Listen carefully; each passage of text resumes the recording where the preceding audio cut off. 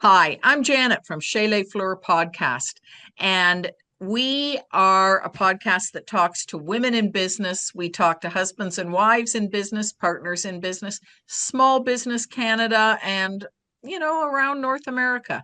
So if you like to hear what the trials and tribulations are with owning a business, running a business, being part of a business, this is a podcast for you. We also like to highlight the exceptional things that women are doing and the amazing talents that they bring to the business world. If you're watching Chez Les Fleur for the first time, we welcome you. And if you're a returning visitor, thank you for joining us. Today, we are going to talk to Sandy, and she works with seniors, which in itself is fun and rewarding. So Sandy, welcome to our podcast. I'm so glad you could take some time to be here with us. Thank you, Janet, for the invite. I appreciate it. I do go by Sandra. I've never been Sandy, but people like to call me Sandy because I have that Sandra Dee in my name. Yes, true. True that. Yeah, Sorry. I that's apologize, Sandra. totally okay. Okay. So you work with seniors in our community.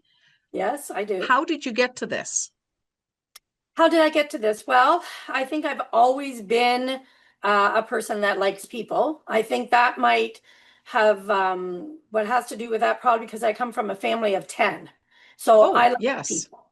So I have 9 siblings. I always just seem to gravitate towards older people. And even in my younger days, I grew up in Oshawa, and I kind of said, one day I'm going to work with seniors. So at the age of 41, I actually decided to open my first business, and that was a home care business. And I had that home care business for 10 years. And then I went into retirement living because the heart needed a little bit of rest because you connect so much with older people. And then I went into retirement living, like I said. And with the retirement living, I was the first contact for families that were trying to bring their loved ones into retirement or finding, if it's a good fit for them. And so from there, I could see some gaps. So at the age of 60, I decided it was time to leave work and kind of plan for something different. And so I wanted to become an elder care planner, and that's what I've been doing for the last couple of years. So amazing. What Thank does an you. elder care planner do? So elder care planning, I like to see is we are giving the family support and options for their loved ones. So we help when there's emergencies going on. Sometimes they're not making the best decisions because the emotions are high. So I'm stepping in and I'm helping them with their options. I'm a little bit from the sidelines and I'm looking in so I can be calm and help them remove some stress and get them to make decisions that is best for everybody. So share with us what some of those decisions might look like. Sure. Sure. So let me talk about like just some of the clients that I've had reach out to me. I had a lady reach out that, there was an emergency for her father and he ended up in the hospital. She went and put him into a retirement residence. But after a while, he just wasn't thriving. And she found me through, Facebook, one of the areas. I think it was like I Love Port Hope. And she reached out. And so I went in to meet her father and we sat down and I got to know him and I got to learn about who he was and what he did before. And I just like to know everything about him so I can help figure out what's the best for him. Mm-hmm. And unfortunately, the retirement, there was nothing wrong. But for dad, it was too big of a community for him. And he wasn't really thriving. And he had a little bit of memory issues. So he needed something a little smaller, a little warmer, something that, no elevators and just, easy access to the activities and dining. And so we made the move, and he's doing amazing. That's really great. And, you know, that's something that, I mean, I wouldn't think of that, that maybe it was too big a community or it wasn't easy to get to the activities that he wanted to participate in. That would, I'm sure it's not front of mind for a lot of people. So, No, yeah, and that's exactly like that's what I do. I live this. I like just going through with my parents, seeing people coming into retirement, and you know, long-term care is not really, you know, it's there's long wait lists. So they have to have another plan, and that's what I do. I really remove the stress and give them peace of mind by helping them put a plan in place, so they're not worrying and staying up at night worrying about what's going to happen if an emergency happens. right. And an emergency can encompass so many things. Absolutely. You know, it. Yeah. I have a lot of the seems like it's the older women that reach out to me, and they live by themselves or they're the caregiver, and they do worry and they have a lot of stress, and they're trying to figure out, you know, what is the plan? If there is a problem, what am I going to do? And I go in and I learn about them and I put a plan in place. Um, I email that plan to them, and then we can talk about it. And you know, they can reach out if they have more questions, but they're sleeping better at nighttime because they have some options already. Yeah, that's fabulous. That's, yeah. Because, like you say, the waiting lists are so long that it's not, gone are the days where you can say, well, when I'm ready to leave my house, I'm just going to go to this place or this place, because there's a waiting list at this place and this or this place. Absolutely. And sometimes, you know, there is, you know, different retirements for different people, and you want to make sure that you're comfortable in your environment, that you're going to thrive, you're going to be happy, and there's, you know, like-minded people. So, yeah. Yeah, and that's important because that really helps keep you active and stimulated and engaged and keen and all those things that we love in, you know, our in our elders, that we want to see them thrive, you know, as best they can. Absolutely. Absolutely. What is a popular misconception that you hear from people that approach you about doing work for them? I think that one of the misconceptions is that I've had people reach out and they've already have maybe home care in place. And then we start talking and they say, "Oh, you know, I think I've got everything set up in home care, and I don't think I need you right now. And, you know, I might reach out later if things change." And I say, "Okay, that's fine." And then I always send them an email showing, you know, that remove the confusion, I call it. It's a package that I offer. And I send that along with a little email. And once they get that email and they see what I'm offering, they reach out usually after and they say, "You know what, I really do think I do need a consultation." And you know, home care is wonderful, and you need home care if if your decision is to remain in your home. But we have to look at all the things that could happen at home. You know, safety, looking at, are they eating properly? Are they staying connected to the community? You know, are they safe in their environment? And if they're not, if there is a fall, if something does happen, then what is your next steps? So I had that happen recently, and after going to visit the family because they didn't think they needed me, I answered their questions and realized what they really needed from me was that extended plan to make sure mom is 97. She does not want to leave her home. She doesn't even want people in her home, but they're trying to do their best to keep some people, like some of the staff in. But I gave them options of what would happen next if mom did have a fall, or if nobody could get to mom because of a bad storm. So we talked about all of those things, and I gave them comfort with that. So I think sometimes they don't think that I would be useful, but I'm pretty useful. I'm Yeah. pretty useful. It sounds like you've got a lot of great resources at your, that you're aware of and can share, as well as being great at picking up the cues of family dynamics and individuals dynamics and putting all those pieces together, which, you really are a puzzle solver. So I'm a puzzle solver, and I get things done. And that's one of the things that I thrive on.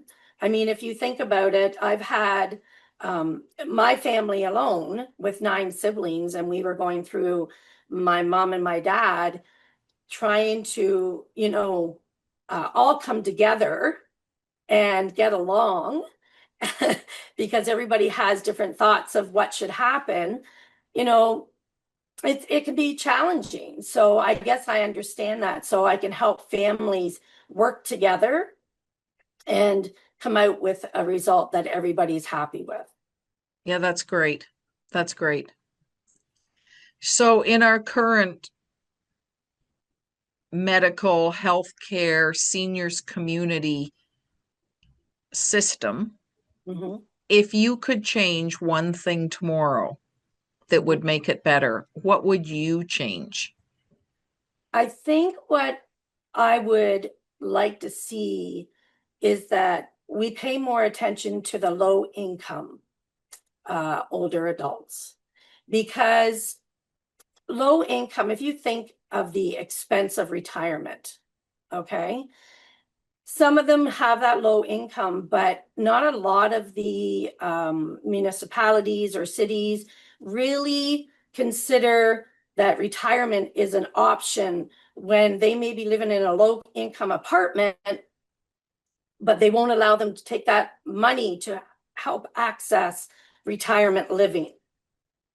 And I think that it should be. I think if I could change anything, I think that that money should be able to go into retirement living, into a community, because there is access to a thriving community, food, a place to be warm and stay and live, connect with other like people. And there is retirements out there that are affordable. You just have to do the research for them, and that's what I do. But I think that wait lists for long-term care are long, and they say you can't go into long-term care because of financial. So what do you do? You're not going to be able to stay in an apartment building that's not offering care, or care doesn't show up when it needs to, or you can't afford to purchase extra care. So putting yourself in an environment that has everything, I think that would be a big way to solve a problem. Yeah, it sounds it certainly it's you can what, I don't even have the words. You can see it. I'm listening to what you're saying, and I'm thinking of the geared to income apartments that are down the street from where I live, and I look at the Yeah, people living there, and I'm thinking the day's going to come where you can't because it's 2-story and yeah, stairs. There's no the day's going to come that you can't climb those stairs anymore, and then what happens? exactly. And So they can't go to the hospital, and then they're just going to ship them back out. So they can go on a list, but they're not going to get in. And I think if everybody just takes a look at how we can help lower income, and it's not their fault that they're lower income. Some people just have different accessibilities in life of at jobs and careers and things, and things happen. You need to still be able to access retirement living, and retirement living is one of the most, I mean, it's big, it's popular. There are building them all over the place, but they need to be accessible to the lower income. Yeah. No, that makes perfect sense. You can see it. Yes. Yeah. For our Beautiful. future, for sure. Yeah. And I'm not sure what we do to change that, but I think it helps, I think, if everybody is aware and is talking about it. And other than, oh, yeah, there's a 10-year waiting list. Well, yeah, but let's talk about why there is that list and are there other options for people to go to? Yes. Yes, for And sure. what kind of options can we create for people to go to? Yep. I think I have, like, in maybe the bigger cities, they may have started doing some of that. I did hear, but I don't want to say for sure, like in the Toronto area, but I don't know 100%, but I know it's very rare, and I think that it needs to. I think everybody needs to take a look at it. I think that we do need to talk about it because there's so many people that could be in that position. Right. Yeah. Hmm. Oh, this has really been great. I love hearing about this because you're so helpful to people and you're, warm and engaging and it's a topic that we don't always think about until we're there. No, Whether, absolutely. yeah, Yeah. As I said, I do love people, and I love older people, and I really just thrive on helping. And I mean, we all have to make a living, and I'm doing something that I love. So this is it's new for me, and it's being a businesswoman, and older businesswoman. This is keeps me active, keeps me involved, keeps me connected. I mean, I would never have met you if I didn't go to the business women networking. So we need to keep active as we get older and learn new things. I have wonderful older friends. I have a gentleman that's going to be 102 in April. And he is like, he's doing amazing. He's still driving and he's very active. And with him being active like that, then he is able to uh, still enjoy life. And he tells me all the time, Sandra, keep learning, keep doing, just keep moving. And that's what I keep doing. yeah, that's awesome. That's such good advice. Yeah, yeah, it is. What we like to do to sort of wrap up our time together is I've got 5 rapid fire questions I'd love to throw at you. So if you're in for that, Sure, sure. okay, great. You ready? Yes, Skittles or M&Ms? M&Ms. Rice or bread? Bread. I'm an East Coast girl. I love my bread. Well, they say you should eat what your ancestors ate. And Exactly. butterfly or dragonfly? Butterfly. Singing or dancing? Dancing, but I wish I was a rock star too, I'll tell you. Yeah. Birthday or Christmas? Christmas. I love Christmas. I love just the gatherings and the family coming together. And the music.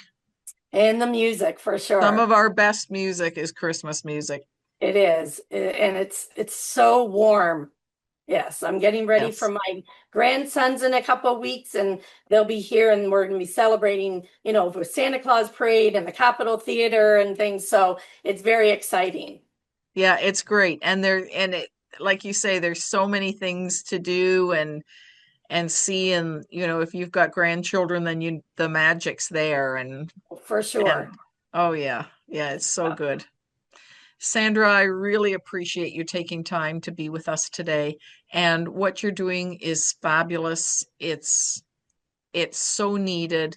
I'm sure that after families meet with you, they're the weight of the world comes off their shoulder and they know that they've got somebody walking the plan with them and they have a plan. And I think that's so important. And I really appreciate what you're doing. Well, thank you very much. And thank you for offering to put me on your podcast. It's a great experience. Well, you made the time to be on it, so there you go. Yeah. Thank you for watching Chez Les Fleur podcast. If this is the first time you've seen us, we welcome you. And we love talking about the women that are doing it in business, whether they're their trials, the tribulations, the struggles, the successes, their triumphs. And today we've been talking to Sandra Hicks, and she works so closely with seniors, making life better for them. So thank you again, Sandra, for being with us. I really, really appreciate it. Thank you. Okay, we'll see you soon. Okay, we'll see you soon. Thank you so much. Thank you. Okay, bye-bye. Bye-bye.